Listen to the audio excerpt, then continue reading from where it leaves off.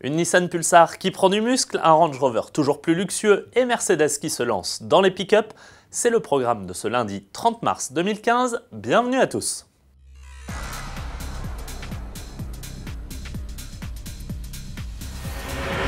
Pour débuter, petit détour par le circuit de Sepang en Malaisie où se tenait ce dimanche le deuxième Grand Prix de la saison. Et alors que l'on attendait les deux pilotes Mercedes, Lewis Hamilton et Nico Rosberg sur les plus hautes marches du podium, c'est Sebastian Vettel qui a redonné des couleurs à Ferrari en s'imposant devant les flèches d'argent, notamment grâce à une stratégie décalée en 2 arrêts qui lui a permis d'imposer son rythme. L'Allemand s'offre ici la 40e victoire de sa carrière et la première à la Scuderia depuis mai 2013, tandis que la 4e place de son coéquipier Kimi Raikkonen s'ajoute à la fête. A noter également la belle performance de Verstappen et Sainz Jr. sur Toro Rosso, 7e et 8e, qui terminent devant les grandes sœurs Red Bull de Kvyat et Ricciardo.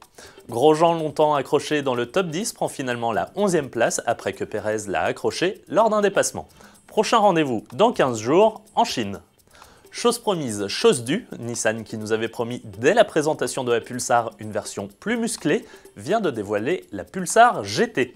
Esthétiquement, seule légende de 18 pouces bicolore, la sortie d'échappement chromée et son regard noir mettent sur la piste. À l'intérieur, les surpiqûres blanches et quelques inserts carbone la distinguent des modèles plus classiques.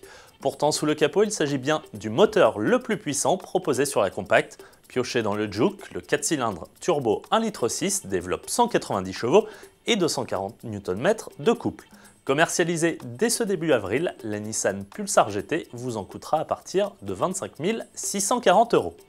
Mercedes de son côté vient d'annoncer l'arrivée d'un inédit modèle dans sa gamme, un pick-up.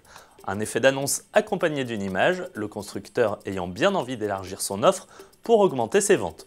Celui qui est annoncé comme le premier pick-up premium est prévu d'ici 2020.